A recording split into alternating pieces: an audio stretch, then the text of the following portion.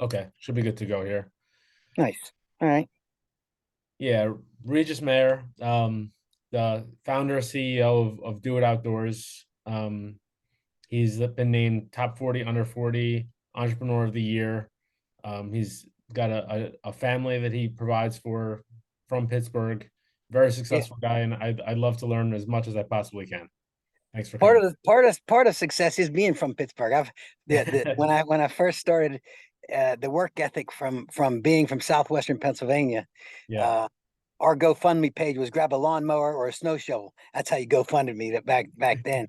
So I got the a good work ethic way long ago, way long yeah. ago. But Um, I was curious. I mean, obviously you're very successful. You've been doing this business for a long time. Maybe it's best to start off by telling us a little bit about like what is the business does and how it works. sure. Oh, sure. So, Do It Outdoors is a media company, an out-of-home media company, and it's an out-of-home media company that specializes in mobile billboards. Hmm. And we've developed the largest mobile billboard company in the country. We started 25 years ago, 1997. My partner and I, his name's Dave Pridgeon, and we started with a goal and a plan, stuck to the plan, kept our eyes on the goal, and continued to grow it as we did. And over the years, when we started, when we were doing literally everything ourselves, we got to the point where you couldn't do everything yourself, so you had to go start looking for people, and you Hmm. had to find good people, especially when you're an entrepreneur and you're starting out, and you have to have people that are also sort of devoted to the cause, if you will, Hmm. and who believe in what you believe in and see the future like you see the future, and are willing to go after just like you did. So that's how we started to grow. Actually, um, funding back then was just as hard as funding is now. We had to give away 33 and a third percent of our company, not for cash, but just for someone to sign on the line of credit for us to guarantee our loan. And that's always a challenge, even in today's world, for a young entrepreneur or a seasoned entrepreneur trying to go get money. They want you to put everything you got on the line. And so we were able to grow, and we were fortunate in a time that there was nobody thinking like we were thinking, and there was nobody really as aggressive as we were. It was a billboard business, and to really put billboards on the road to go where and when a brand wanted to be there in a big, larger than life format. So we created these mobile billboards and built it up to scale. We had our goal, our eyes on creating economies of scale, so we could be anywhere in the country, Hmm. and that's how we really started to grow. And we were fortunate as well.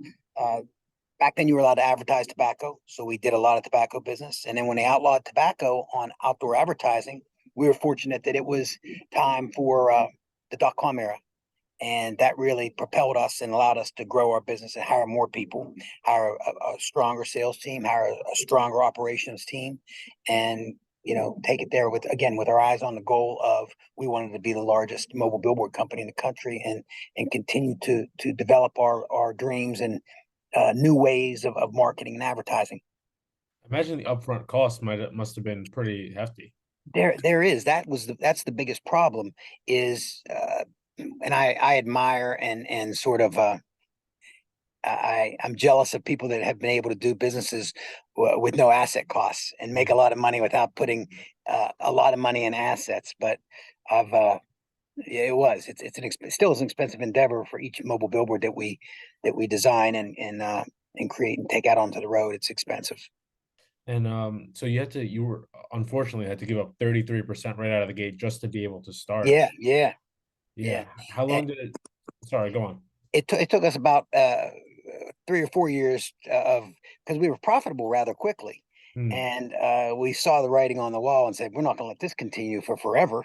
So we bought our original investment team, or our partners, if you will, out right away, and then my partner and I kept it running by ourselves through the years. That's good. Yeah. Um, So if you do have to make if you have to make the sacrifice of giving away a portion of your company to an investor, whenever you're able to, make sure you get rid of them as yeah, soon as you can. take it back as soon as possible. No doubt, no Yeah. doubt. Would you be able to tell me a little bit about kind of like what life looked like beforehand? Like, how old were you when you started? Were you working a job? What did it look like Yeah. before you started? Oh, I'll tell you that's something too, Tony, that um, for some reason I've always worked better scared. Hmm. And when I'm scared, I put my head down and I don't stop and I remember what the goal is. But when I was 30 years old is when we started Do It Outdoors. And that year I had built a new house. I had quit a job where I was making a lot of money selling orthopedic implants and had a son Oh, and started a company all in 1 year. So there was no plan B. That would have definitely distracted from plan A, and I couldn't afford to take my eye off the ball. I had to really maintain uh, a very tunnel vision on this is what we have to do. And this is when my partner and I were doing literally everything. So we had our first employee who is still with us today, as a matter of fact, but the three of us would sit at one long table and we had one phone and we passed the phone around. that's And cool. you want to talk to the accounting department? Hold on 1 second, please. If you want to talk to sales department, you want to talk to the C suite? Hold on 1 second. We simply passed the phone around like that until we Yeah. got it. We had to fake it until we made it. Wow. Yeah. So you were successfully selling orthopedics, you said? Yeah, I was selling hips and knees for a company called Smith and Nephew Richards, and I remember when Dave and I had come up with the idea, and I told my father, who was a big guiding light in my life, I said, "I'm going to quit this job, and I'm going to start this mobile billboard company." No one knew what the hell a mobile billboard was, Hmm. let alone no one would quit a job, and I was making fantastic money back then, and for a young guy, especially, and decided to take that leap and you know take the jump, man. And that's what we did. That's what we did. What made you feel like, I mean, if you're already in such a great spot, what made you want to take that jump? Well, there's a couple things I like. First of all, I liked the idea that we had come up with. Second of all, I was always a people person, as I was able to get along very well. Back in that time, you called on the physicians themselves and you sold them on the features and benefits of your knee or your hip, and you educated them until the point where they believed in what you were selling. And then it came to a point where the procurement department started getting involved, Hmm. and those are the people in the basement. And in my eyes, the procurement people are the people in the basement because they don't have a lot of personality. They're not the face people of the team. I wanted to deal with the doctors. So Yeah. I saw the writing on the wall and said it can't be long until everything is under a very strict price guidance. And I was fortunate because it did happen like that. And I was fortunate to jump when I did. You saw it ahead of time. Absolutely, absolutely. But sometimes too, it's good to make a move when you're in a very powerful and positive position, because that's when you're feeling your strongest. That's when you have the most energy. That's when you have the clearest thinking. That's when you have the desire to get even more. And if there's certain jobs where if you stay in them, you can do well, but that's all. Well, and there's Yeah. nothing wrong with doing well, or there's nothing wrong with doing pretty damn good. But if you have other desires and aspire to that next level, which in talking to you, I can tell that that's how you think. Yeah. Um, that's what you got to do. You got to be willing and ready to make a leap in a sometimes a different direction, sometimes where there's an awful lot of weight on your shoulders while you're doing it and pressure, and you'll wake up at 2:32 in the morning and say, I Yeah. got to get to work and can't sleep because a couple of things are tapping at your brain over and over and over. And that's what it takes. How long before you started the business did you know your partner? Uh, Probably 6 years, I guess, Okay. a decent amount of time. And we have become best friends and put a business plan together. Went to his condo, got a couple 6 packs of beer, and he's very eloquent in writing business models and plans, and I'm very good at ideation. So the two of us together put something on paper, and I had a few different friends that I knew had the wherewithal to finance it, and we took it to those three different people, and we were fortunate enough that they all three said we're in. And so we had the opportunity to choose between who we thought would help us the most, and that's how that happened. Yeah. That's a fortunate situation to be in. Yeah, it was, but it also led us to believe, ooh, these guys are rich guys. They're they've been fortunate and they're lucky and they're great businessmen. If they all saw our plan and we explained it to them and presented it to them and they all said, "You guys are onto something," we sort of had an idea that yeah, we might have be onto something here ourselves. Yeah. A lot of times you tell yourself something until somebody verifies and validates it for you. Yeah. You go, "Am I doing this right? Am I?" So that's what happened with that. Do you feel like your natural tendencies, like do you feel like you and your partner complement each other with your Oh, characteristics and traits? Yeah. yeah, it's the yin and the yang. So he's a strong operational guy. I'm a strong sales guy, and he's a great finance guy, and I'm a great idea guy. Hmm. And that's how we've gotten along for 25 years. Not that there's not, I mean, 25 years with somebody, whether it's your wife or whether it's a friend or whether it's a business partner, there's going to be trials and tribulations. Sure.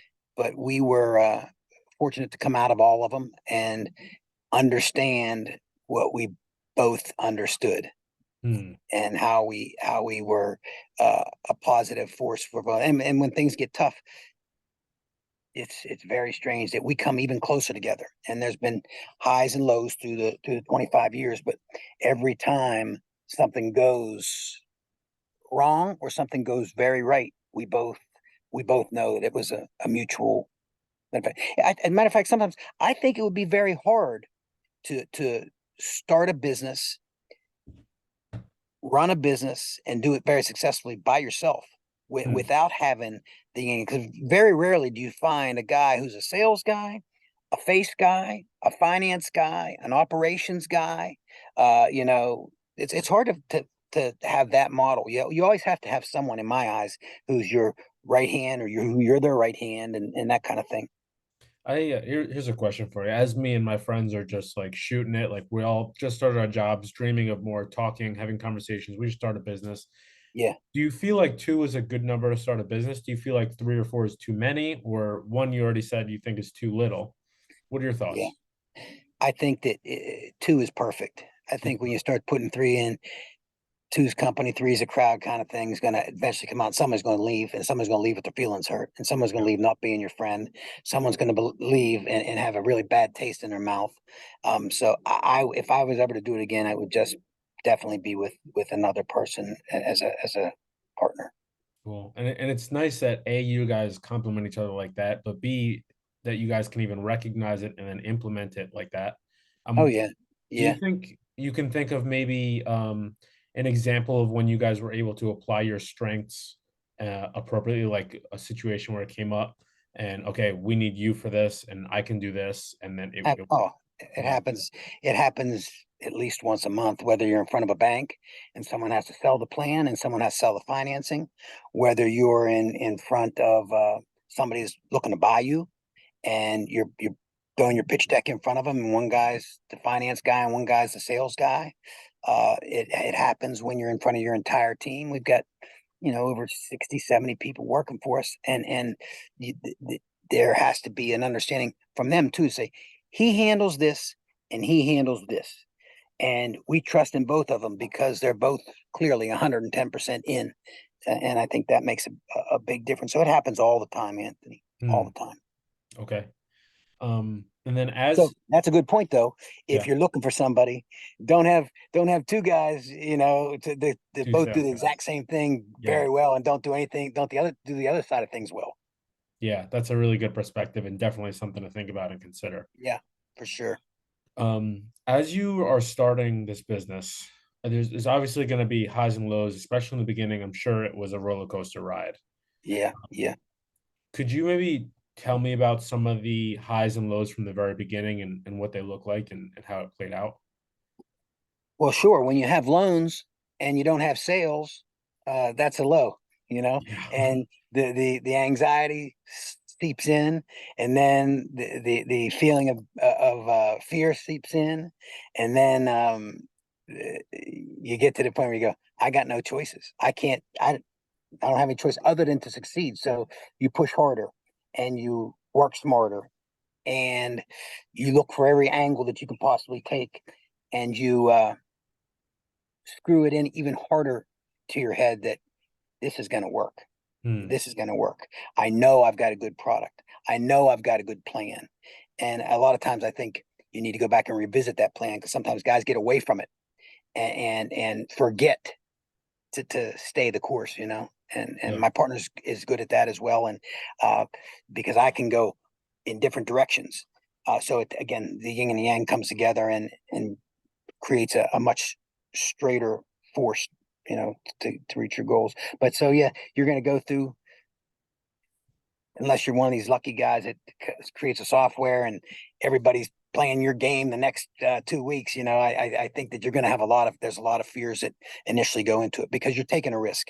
And most guys that are ready to be an entrepreneur have already had other positions, worked for somebody else, and gotten a vision of what they like when they work for a company, as well as what they don't like when they work for a company. And they have a vision of what they see as a logical goal, and then the next step, and then the next step. And they see the other side, which is, I'll lose everything if I don't make this work. Yeah. It's a scary situation. And for a young guy, like I told you, I was doing very well. And for my dad to say, "Oh, son, don't quit your job, please. I don't know what if you know what you're doing." And that's where it was when I started to do it outdoors, Yeah. to leave a really good position like that. So How long do you feel like it was before you started feeling like you had financiers, you needed to make sales, but in the beginning you're not going to make sales right away. How long did that take? again, very lucky, Yeah. because the first call we went into, we were both sort of selling it together, and I forget, it was a Fox news station here in Central Pennsylvania, and the guy's name was John Riggle, and we made our pitch, and he goes, "Okay, let's do it." Wow. And we both looked at each other and said, "Oh shit, you know, that's I can't believe this." And it went from there with some other media contacts that we had to get involved with RJR Tobacco at the time, and so we didn't have a hard time actually selling the product. What had caught us up more so was we didn't have enough Hmm. when everybody started believing in it. And that was a good situation too. When someone says, "How many you got? I'll take them all," and you go, "Oh shoot, I only got four." Instead of saying, "I got 400," you know, Yeah. that makes for an anxiety filled evening as well. And you're thinking, "Oh, how am I going to get more quicker, and how am I going to get more produced, Hmm. and bring to market faster?" Yeah, big So deal. that also happened pretty quickly. Yeah, it did. It did. We were fortunate with that. Then you have to grow all the other things.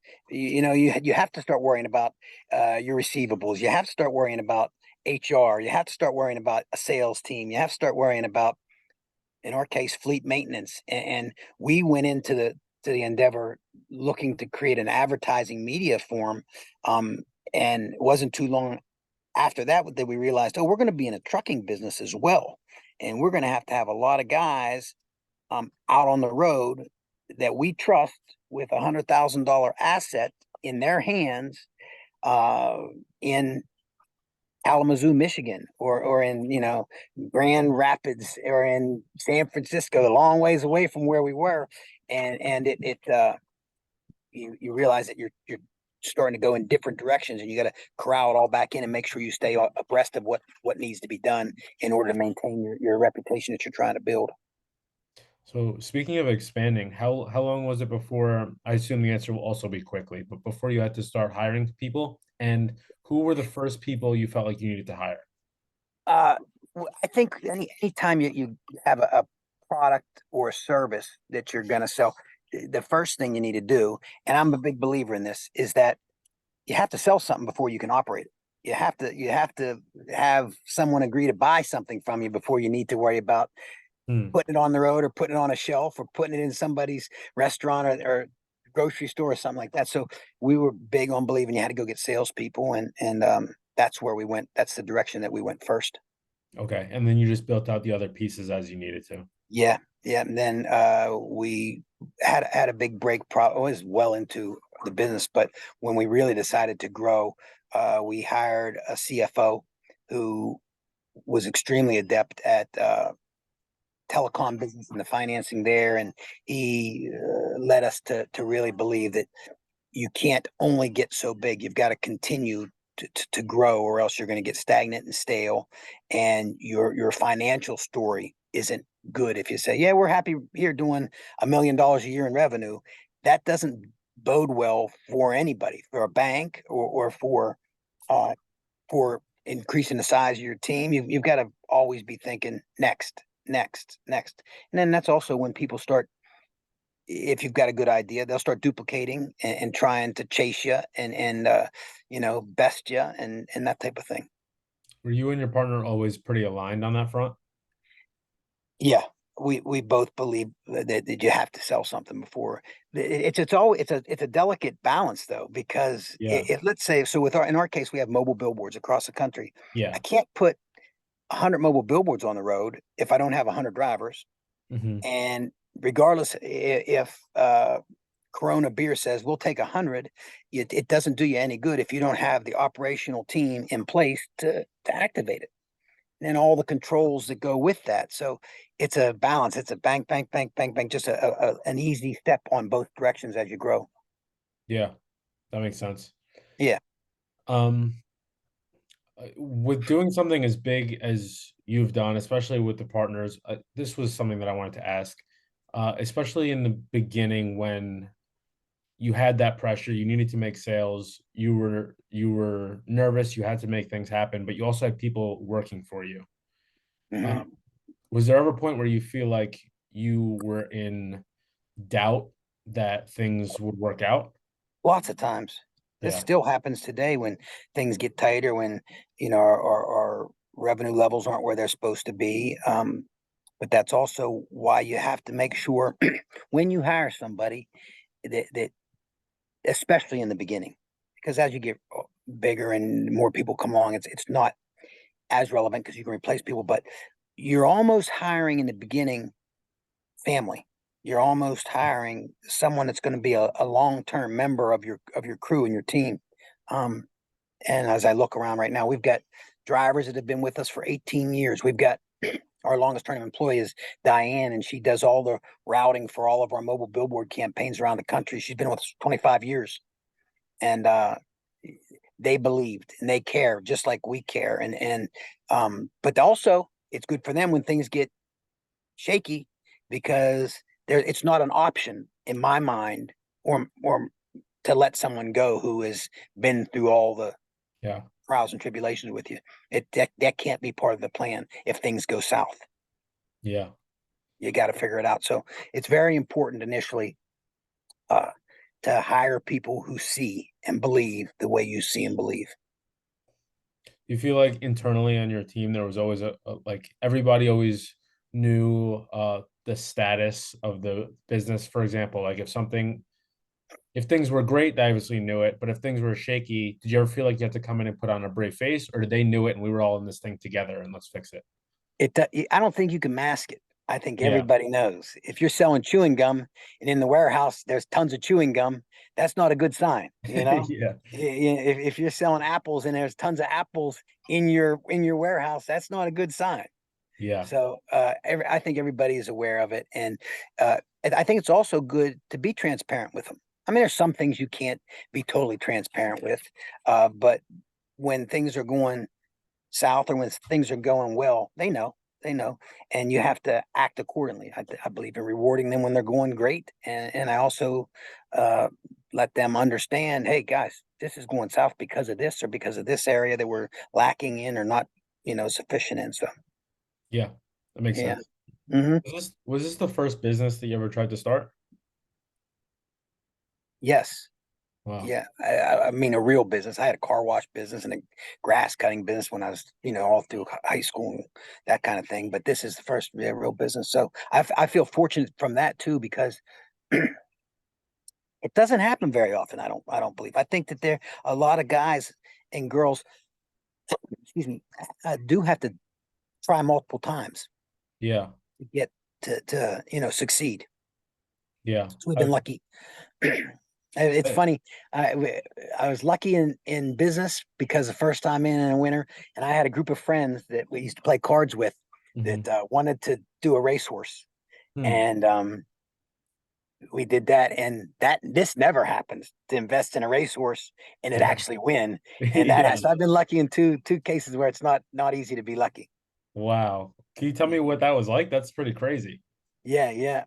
So we played cards every other Sunday night or something, and one of the guys had a mare, and he said the mare has great bloodlines. Hmm. So we went to look for a side. We were all, of course, drinking a few beers, smoking cigars, and everybody's saying, "Yeah, let's do it, let's do it." And we went and found a sire. We all put our money in for the sire fee, got a live foal, uh, got very lucky because we hooked up with a trainer who one of the guys knew, but he had also won the Preakness and had a jockey that was Oh, riding often for him and had won the Preakness with him and had ridden into Belmont and that type of thing. So oh, we took 2 years, a lot of money, and then we were like, "Oh my God, what do we get into?" Because we didn't have any money, but it was just for fun. And yeah. the horse won his first race, and it was a big race. And then he won his second race. Then he won his third race, Oh my God. and then it was the stakes went up, and it was you know it was a unbelievable fun ride. And even though the horse won a lot of money lifetime, I don't think we ever realized anything out of it because by the time you pay for the horse to stay in essentially what I call it the Holiday Inn every night, Yeah. and you're paying the jockey and you're paying the trainer, if he doesn't win, it's a boy, it could be it could be Yeah. a money sucking situation from you. Yeah. You won My his partner and first I were three both races in a in that with row. the horse too. His name was Joey Carson. Cool. That's Yeah, it awesome. was a good fun thing. To win the first three races in a row is Oh no, insane. won the first five in a row. Oh my God. Yeah, and the first three were $50,000 races. The fourth one was 100,000, and the next one was 150. So we thought, oh my God, we're going to be in the money. This is how we're going to make, we're going to be Yeah, this is millionaires from a it. horse. And that doesn't happen. No matter who you are, it doesn't happen. Oh my God. You Yeah. must have I can't imagine. Like if just watching horse racing, if you bet on a horse and it wins, you feel Oh ecstatic. my goodness. Um, Anthony, you never felt your heart beat out your chest I can't like when imagine. your horse is coming, they say, and here comes Joey Carson. You're going, boom, boom, boom, boom. It's unbelievable. Yeah, I can hear it's the announcer in the background. yeah, Comes it's Joey Carson crazy. around It's the crazy. outside. And I had a one of our partners. His name was Big Daddy, and he was the craziest of anybody. And here I could still hear him yelling and cussing that horse to come on, come on. It's funny. Good memories. It was a Yeah. great friendship experience with the group of guys that I did it with. How long did that last? Uh, a little over 3.5 years. The horse wasn't. Uh, it was in between years to go to like the big time Kentucky Derby. It was a little too young when it needed to be a 3 year old and a little past its prime for the following year. So it never did that. But and then it declined a little bit, but always had a great fun, great record for the horse. Yeah. Yeah. How did it end? Did you guys sell the horse or? No, we didn't sell it. We put it out to wasn't a stud because it was a gelding. That was another thing that we made a big mistake. Because the Okay. trainer, when he came on, he said this horse is never going to run properly if you don't geld it, and you know what that means. Yeah. And so first race after he won, we thought, oh no, what did we do? This could have been a lifelong Yeah. supply of cash from this horse, Right. out to stud. And so when his career was over, we again a bunch of goofy softy guys. We put him on a farm and let him spend his last years on a farm Cool. down in Maryland, actually, down near Towson, where you went to school. Yeah. Yeah. Yeah, That's awesome. Um, how far does your business expand? Is it also all over the United States or like yeah, the continental United States. So we're based in York, Pennsylvania, okay. and we have an office in Las Vegas and a depot in Dallas, Texas. And that our mobile billboard units, they sort of go from each of those locations. When we're fortunate, uh, our our our guys will go from one campaign to another. Hmm. When they're not, they will go try to get the trucks as close back to one of the depots, as makes sense, and go from there. Do you guys have multiple offices located throughout? Yeah, yeah, those three offices, those three How offices. how many employees do you guys have now? Well, it's a little different because so we have about 50 drivers Mhm. full time, and we've got a team internally of 17, 18 people. So the driver pool, whenever we get very busy, we go and hire additional professional drivers through a driving service. So we've got, like I say, 60, 70 employees at all times. And that puts a lot of pressure on you too, because you got to worry about them. I Yeah. mean, they've dedicated to you, so I've got to be dedicated to them. And over the years, and this is good advice for anybody starting any business in my eyes. Um, they should become part of your family. At least a real solid core of them should be part of, in our case, the Do It Outdoors family. And in any situation, if you think about family, it usually has something to do with love. Yeah. And when you have somebody that really cares and loves their company and loves their team and things like that, it's hard to go off course because everybody's rowing the same way. Everybody's, the wind's blowing in the same direction, whether it's headwinds or whether it's tailwinds, it's blowing in the same direction for all of you. Yeah. Yeah. Definitely. So the people and how you treat your people is absolutely positively one of the most important things that you can do as a business owner, as an entrepreneur. Once you bring people aboard, it's a lesson that some people don't learn.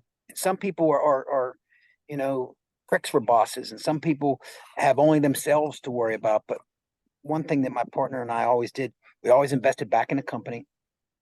Sometimes I go like, we should have put more money in our pockets, but we invested back in the company, and that allowed us to grow as well.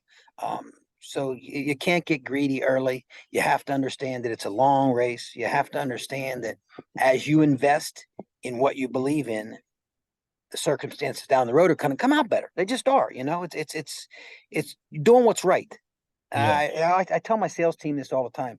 If you do the right things in the right way at the right time, it's very, very hard not to get the right results. Very hard not to get the right results. And that's what I preach and I believe wholeheartedly. My father told me that over and over and over and over and over. And said things like 100% of the time, not 90%, not 95, not 82, 100% of the time, hard work and treating your people right pays off. And that's what I did. It's reassuring to see that some of the most successful people at their core hold values like treat people with respect, like genuinely really care about the people underneath you, and just be kind and be nice and reciprocate and give back. Yeah, you should do that, Anthony. And that's definitely one of the biggest lessons that I think any business owner, any guy starting a company, any guy comes in to run a company, that's how you can win. And if not, people can feel it. Like I told you, they can feel it. Right. And it's leaders and company owners and entrepreneurs, whatever, they always have an opportunity to model a behavior they wish their employees to see. You're not supposed to be the last guy in, the first guy to leave. You're not supposed to be that guy. Hmm. John, I'm a WWE goofball, but John Cena always used to say, first guy in the gym, last guy out of the gym. And that's why I'm the champ. And that's true. It's Nice. true with business, it's true with entrepreneurialism, it's true with sports, it's true with anything. Yeah, and even speaking to what we were saying a little bit earlier about how you don't have to tell them how the business is doing, they can tell, is Yeah, because they're going to look at the leader and it trickles down. For you are yeah, the example. Whatever you are, they are going to become that. absolutely. Absolutely 100%. And fortunately or unfortunately, I'm one of those guys that wears his heart on his sleeve. Hmm. So I'm an easy read. I'd be a Yeah. terrible, terrible poker player for a living because you can see if I got a hand, I'm happy. If I don't, I'm sad. You have to try to maintain something down the middle, but yeah, you got to make sure everybody understands where you are. Is your favorite part to help in the business around the sales team? Yeah, I love What it. is, what is I it get a about high. that you enjoy so much? I like sharing a direction, sharing a strategy with someone, whether they're one of the smartest people you ever meet or someone who's new to the industry, and showing them a vision of how you can help their brand, their product, their client, and then actually activating it, and then getting the results that they wanted to see, that they hoped to see, and you being able to come back and say, "Told you, I love it." I Yeah. like the presentation aspect too. I always liked, and I still get high on going in and making presentations, Mm. and especially when you have an audience that is smarter, because then they start thinking and helping you get better and helping you think. I had a meeting today with the president of one of the biggest ad agencies in the country, and he gave myself and my VP of sales advice about how to sell to these different brands who are underneath him and his agency people versus how we were doing it, and it was invaluable to have someone understand what you do and say, Reg, did you think, what if you did it like this? And then instead of taking a small piece of a pie, your piece of the pie is going to get even bigger because you're selling not a tactic, you're selling a strategy and doing things like that. So yeah, it's very rewarding. What was your biggest takeaway from that meeting? The biggest takeaway from the meeting was be open to listen to new, because that's why he's one of the smartest guys that you'll meet. Young guy, but extremely, extremely smart with brands that blow your mind as under their agency, and to have him help us and guide us and say, let's do it like this. Here's the people you should see.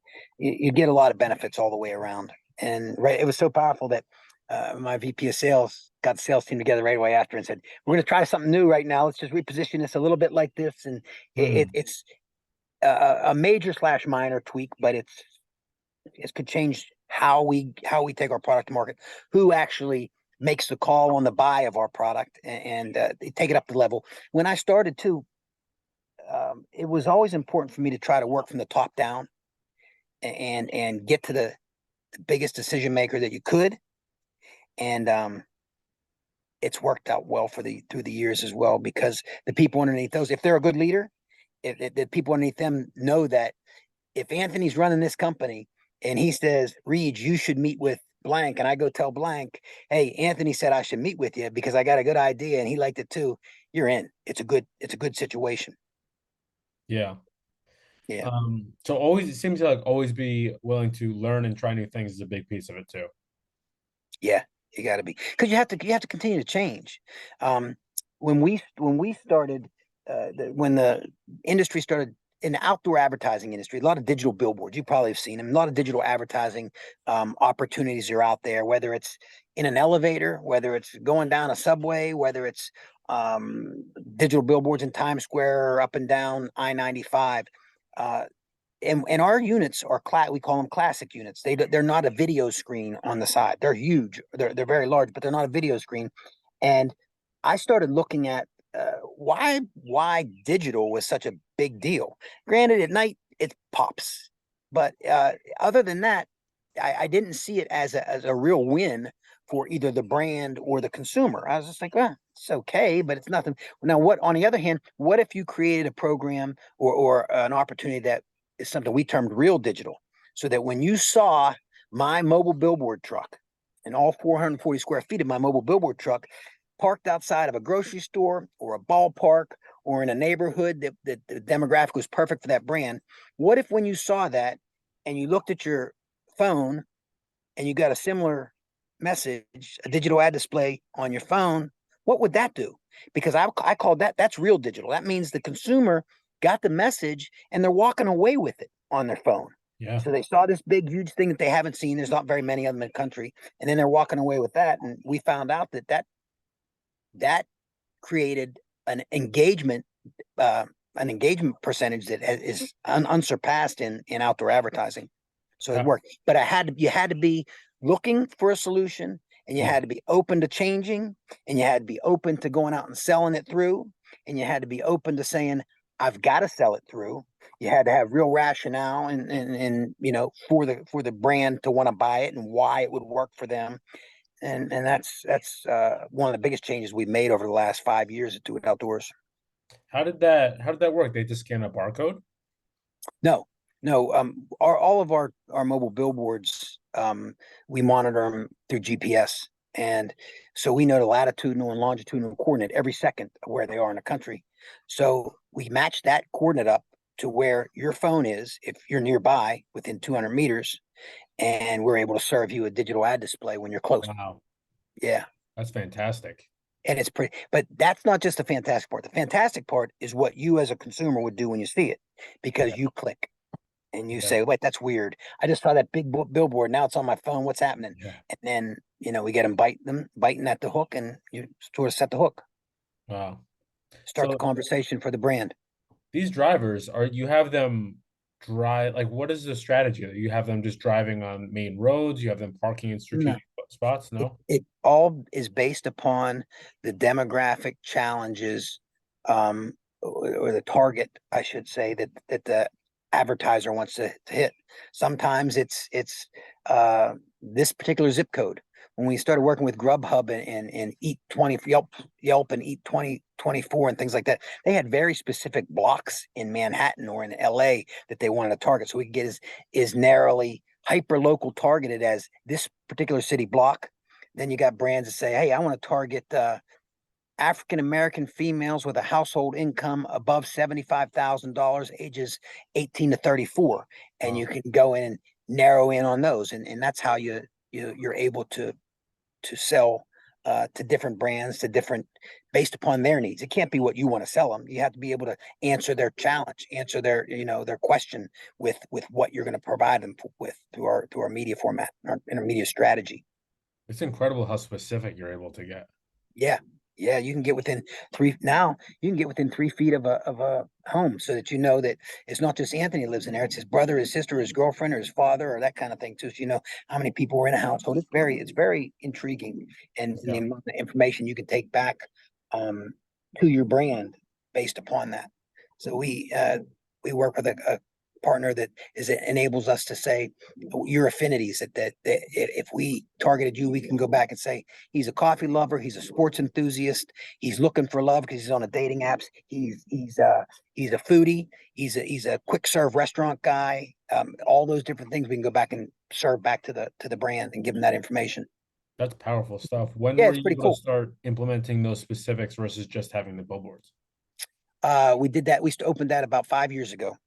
Okay, so relatively recently. Yeah, yeah, Have yeah. you, what does the change look like since then? Revenue through the roof, Yeah, and our growth also. We added another 50 mobile billboards because of it, because people see. Now, not everybody sees it. Not everybody goes, okay, I'll take it. Let's do it. You still have some slow adopters, but the people that do bite, they see a very positive result, and again, validation and a verification of what you told them you were going to do, and how you were going to do it, and where you were going to be, and when you were going to be there, and how you were going to get the consumer to engage with you. I imagine that result comes pretty quickly too. Yeah, you know it right away. Yeah. You know it right away. Just bigger picture in terms of sales, because I know you're obviously very good at it. Um, in terms of relationships, like how big of a part would you say the growth of your business comes from just establishing the right relationships with the right people? 100%. Yeah. Or damn close to it. Yeah. Yeah. I always believed, like I said, I lead with my heart. Sometimes it's good, but it's served me well. My closest relationships, when they weren't running major ad agencies, I treat them the same way they treat me the same way now. We've maintained a friendship. It's not just about business. It has to be about caring about them too. It has to Yeah. be about caring about them being able to meet their objectives too. Everybody's got to win. Only one guy can't win, and you have success. Everybody's got to win. Yeah. You're selling me something, and I buy it the first time, and it's a new candy bar, and I say it tastes like hell. That doesn't. You might have sold me cases of them, but I ain't coming back. Right. So it's got to be a win-win for everybody. And my relationships have really. That's what I think cemented the business. That's what cemented the business. Were Yeah, there were there any relationships outside of the clients that you've added that you feel like played a really big impact? Obviously, yeah, your partner too. yeah, yeah. Obviously, the people we work with, and my sales team. There was a point when I had hired my cousin. He was in Miami, and he is a very powerful individual and very spiritual guy, very well-read guy, very enthusiastic guy. You have buddies like that. You know what guy Yeah, I'm talking about? He's that sure. guy. Ended up being my life coach kind of guy. He was that guy. Hmm. And I convinced him to join our team, and boy, we crushed it. We crushed it for a few years, and that really enabled us to grow. And we landed a Verizon client, and first year we started working with Verizon, they were giving us $7 million in business because Wow. they believed what we had a good relationship with the brand, and my cousin was helping me sell it. He believed, he was all in 110%, and the results were what we said they'd be. And yeah, so it works. That philosophy works. Start relationships. People buy from relationships. No one can ever tell me anything other than that. Yeah. No one's buying from an email. No Yeah. one's ever going to buy from a phone call. They've got to trust you, see you, feel you, believe it. Look at just you and I on when you said let's do this podcast, Right. and I was like, what's going on? I don't, But until you understand a guy or a girl or a company or a brand, can't it has to there has to be a relationship there. Has to be a relationship, and it's got to be a positive relationship if you want to sell something. If you want to continue to be partners, you probably shouldn't look at it as I'm selling you or you're selling me. It should be a partnership, because it used to make me crazy when people would say I'm their vendor. Hmm. Shit, I don't want to be anybody's vendor. That sounds like you can replace me. Transactional. And yeah, and there's lots of vendors. How about a partner? How about a consultative sales partner? How about a guy that says yes to you all the time and gets it done no matter what? How about a guy that comes up with answers to your challenges and your questions? And how about a guy that can provide and make you look like a star to your client or to your agency, or to the world, that kind of thing. So that's what I believe in. Yeah. I imagine with that Verizon client, that's a really big company. It's a really big contract. Did you start, like, did you meet somebody higher up or did you work your way through the bureaucracy? How long did that take? Uh, Worked my way up, worked my way through the bureaucracy.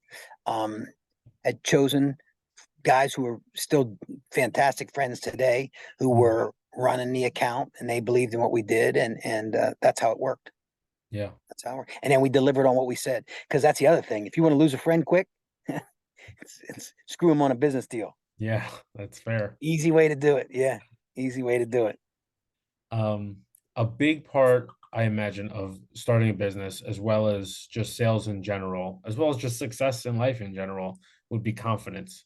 And my Yeah. question is, do you feel like your confidence was always there, or was there a point where you feel like it jumped up No, quite a bit?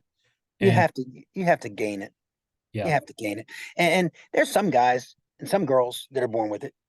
That and when I say guys and girls, I'm talking about males and females. I'm not trying to be in a goofball with all that stuff today, but yeah, anyhow, um, you earn confidence. You earn it. You earn it by working in the right direction. You earn it by providing what you said you'd provide to a client. Like, if so, let's use Verizon. When I'm talking to Verizon and it works, do you think when you go talk to AT&T that you don't say, I'm telling you, with more confidence, because you just saw it? You just saw it, You can look at it like a restaurant. When you recommend a restaurant to a buddy or a family member or something like that, you say, trust me, they've got the best crab cakes here. They've got the yeah, best tacos here, that kind of thing. Um, you witnessed it, and you have more confidence in saying that, yeah. you know. So So go ahead. no, go ahead. I was gonna say it comes a lot from keeping promises to yourself and others. Yeah, absolutely. Yeah. Absolutely. My next question was going to be, how do you sustain it? I assume the answer would be pretty similar. Just keep doing what you said you're going to do. Yeah, that's true. You've got to deliver. You got to deliver every time. And if you have a hiccup, make a mistake, you got to be ethical. You got to let them know that, hey, we got a little problem here, but you got to move along too. You can't say sorry, sorry, sorry, sorry, sorry, sorry, sorry, sorry. You've got to say, hey, listen, I take blame for it. It happened. It won't happen again. We're all going to learn from this and move along. And that's also a great way to keep clients versus trying to hide or be opaque about your business. Uh, there's nothing that gives me the heebie-jeebies more than um, a company that's not transparent. Like, well, what's going on here? I don't like that. I just don't. And that just might be me, but I got to figure that happens with a lot of other people as well. So Yeah. keep your ethical behavior where you want to be. Treat others like you want to be treated. That's the old golden rule thing. It always comes into play, by the way. Always, even in business, in friendship, in love, and family, treat others the way you want to be treated. When do you feel like you learned that really solidly? It takes a while. If Yeah. you can find a young guy that gets it early, man, they're going to be powerful dudes and girls. I mean, that's just the case. It takes a while, and because your motivation changes as you go through. And from my instance, and what I've seen from other young people to people to become more mature and then get older and stuff, is what you want early on isn't what matters the most to you at 57 years old. It's just not like that. There you go through the frame where I want that watch, or I want that car, or I want that girl, or I want that house, or whatever. It's all materialistic kind of thing. Hmm. And as you grow older, if you're fortunate enough to have a family, you go, that's what matters the most to me. Yeah. And then the watches don't matter. You got them. It didn't, you know how long you made you happy? About halfway home. And you go, Yeah, shit, I spent literally. a lot of money on what? Same thing with it's just how it is. So it takes a while till you earn, um, again, you earn the ability to say, make sure you're treating everybody else the way you want to be treated. And the younger you can learn that, I always thought someone should write a book. Mm. And I tell my kids this all the time. I took the test. Here's the answers. But no one ever wants to listen to the answers when they're younger. Not me. That's not Yeah, with me. I I know know it I know already. better than that. Yeah. It's funny like that. What do you feel like? So my next question was going to be, I'm working a job right now with a plan to start a business. I have to have a business at some point. What do you think that your advice would be to somebody who's in a job, wants to start a business? Obviously, the longer you wait, the harder it is. But Hmm. what do you think would be your advice to somebody like that? Well, I don't think anybody's ready until they've faced real world experience. Hmm. And I just think that that's a great place to start. So not too early. You have to understand what it takes to make a dollar the hard way. Mm. You always have to understand that it's easier to make money using your head than it is using your back. And then uh, the biggest rule, and this is cliche, but you have to write a business plan, a good business plan. You have to think it through. And then you have to go get people to believe in the plan that you just came up with, the business plan. Hmm. And this isn't just saying, hey, I wrote this on paper. Will you give me $1 million for this? Because no one will do that now. You Right. actually have to have a real plan in place. And then you're ready. And then you're ready if you believe in it. And you have a good job now. If you decided to start a business and you're making good money, you probably it's time to start the business. Yeah. And when you say real world experience and learning how to make a dollar the hard way, can you expand on Hmm. that a little Yeah. You cut grass before, right? You get paid for cutting grass before. That's the hard way. bit? Do you ever weed, or do you ever lay mulch, or do you ever shovel I snow, or do shoveled you ever snow in New Jersey. move furniture? Yeah, Come on, that's the hard way. I did all of it. And I admire guys that have lived their entire life um in that hard work mode. But I thank goodness I have felt differently about how I wanted to make money. And I always like to not have a limit on anything. And when you're working for somebody else, you always have a limit. There's always a limit. When you do something for yourself, and I know a lot of young guys who've done very well, and you have to be willing to take that risk. You have to be the plan. You have to be willing to follow the plan and have a good idea to start with. It's hard to fail if you have all those things in place. Yeah. Um, are you still working on the business pretty heavily, or are you Yeah. starting to think about stepping back a bit?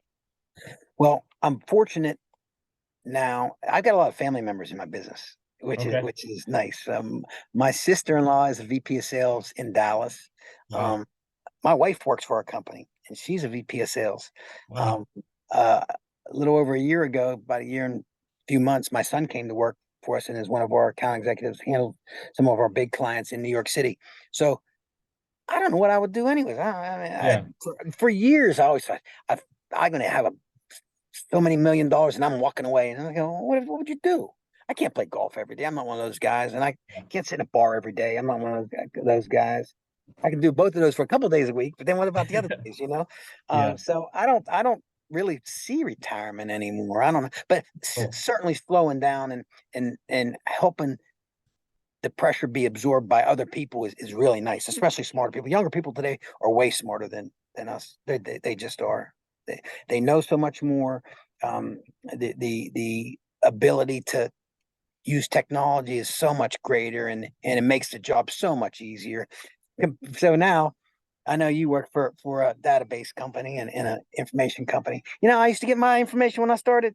Go oh, to a Holiday Inn, get out the yellow pages in the phone kiosk, and sit there with your phone and write down the numbers, and then put the quarters in and make the calls, and that's how you did it. Now, yeah.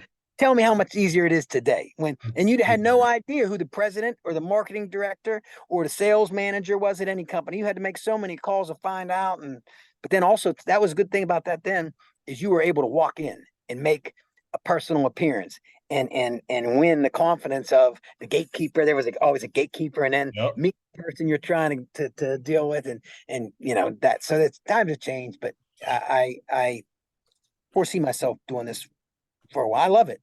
I still live the Yeah. life. I love it. I'm very fortunate, and lucky. And people will say like people talk about work-life balance. I think they're more referring to people who don't enjoy their jobs. Yeah, yeah, dude. So help me. There is no work life balance. If Yeah, I you love agree. it, it's like a hobby. It's like if you love playing checkers and you absolutely love playing checkers and you got to play it all the time. Yeah, You know, that's awesome, bro. did you hear Mike Tyson talks about, you know, you have to have the ability to love it even when you hate it. You Yeah, got to be able to still keep your vision even when things get tough and keep going. And I think that's a pretty good way to look at things. yeah. But you're right. It never seems like work if you're going and yeah, I'm sure there'll be times when you're like, it's 8 o'clock at night already. What the hell happened? How could it be eight? But you're having fun and you're intrigued by it and you're challenged by it and you believe in it. So that's what Mhm. makes you keep going. Yeah. I agree. I don't think that there's a difference. Like I notice even at my job now, like when I'm doing well in my job with my friends and my family outside of work, I'm a happier, easier going person. And when I'm not Yeah. doing well, I'm more tense and I'm less fun to be around. Yeah, you're less fun to be around, but don't you also find that you go, I'm buckling down. I'm tightening the Oh belt right yeah. now. Get the hell out of my way. I ain't got time for nothing but winning. Oh yeah. Losing stinks and I hate it. And when you can have the ability to control it, at least when you can control some of the things, it makes you feel happy. It makes you feel good. If you're a sales guy, and I'm a sales guy. Um, Numbers, it's all numbers. If you make 2 calls a day, you're not going to do any good. You make 200, you're going to do pretty good. Even if the same percentage it comes through, 10% of 2 calls is nothing. It's Mhm. point, you know, Right. it's 0.002, 10% of 200 calls, and too bad, you Yeah. know. Agreed. And I've Yeah, heard people say like if you're looking forward to Friday, maybe you should reconsider things. yeah, And that's true. And yeah. we all go through short periods or jobs where you go, oh, I hate this shit. What am I doing? Hmm. And I have a very dear friend who's a musician and a super duper talented guy. Was always this far away from making it big, and he was doing Ed Sheeran before Ed Sheeran did Ed Sheeran. All right, and I talked to him just the other day. What's today's Thursday? I talked to him on Tuesday, and he said it's killing me. He's to the point where he said everybody thinks I'm doing such great. He's doing bar gigs. He said I'm making good money, but I'm a songwriter. I got to get my songs in the right people's hands, and you can get tired of you know the grind, no matter what the grind is. I mean, the guy works 2 or 3 hours a night at most and makes good money, but he hates it. You know, that's a bad situation, especially when you know you're talented. This cat's talented as they get. Yeah. And you can feel like I'm sure you had that confidence when you were starting. You wouldn't have started if you didn't think you could have done it. No, absolutely not. Absolutely not. Yeah. Yeah, How so you handle more the sales side. You said your partner's more on the operations. yeah. Yeah. How do you feel like how much of that do you feel like he has to how do I word this? Like how much do you feel like he is running into issues that he has to lean on you for versus you have to lean on him for? We both have to lean on each other because Sure. it so let's say let's use a number of 100 mobile billboards. All right. If you got Okay. 100 mobile billboards running, it means you need 100 drivers. Well, if you have 30 mobile billboards running, what are those 70 other drivers going to do? Yeah. So they're either going to find another job because they're not getting enough work. And conversely, what if you sell 100 units, 100 mobile billboards, and you got 30 drivers? What are you going to do there? So it's a weird business because they go hand in hand, and one can't exist or work without the other. But I do believe that sales has to come first because you have to have something to sell. You have to Definitely. sell something before you need to activate it or operate it. I feel like that must be a big part of what you and your family talk about and bond over, since you're also interrelated with it. Yeah, yeah, that's the weird thing. So they, we always are talking about business because we all like it so much. Yeah. But there's times when my wife and I walk every morning before I go to the gym, and if I say something about business, she'll go, "What time is it?" No, not yet. We ain't ready yet for that yet. We don't want to be those Yeah. goofballs that have nothing else to talk about other than business. Yeah. Matter of fact, it happened this morning. Funny. Oh yeah. And while Yeah. you guys are having breakfast. No, while we were walking. Yeah. She's got to Yeah. draw the line in the sand because it's so easy Yeah. to slip into it. Yes, it is. It is. And then you got nothing in common other than that. And it's like, ah, Yeah. But you enjoy it. terrible. Yeah. And she does too.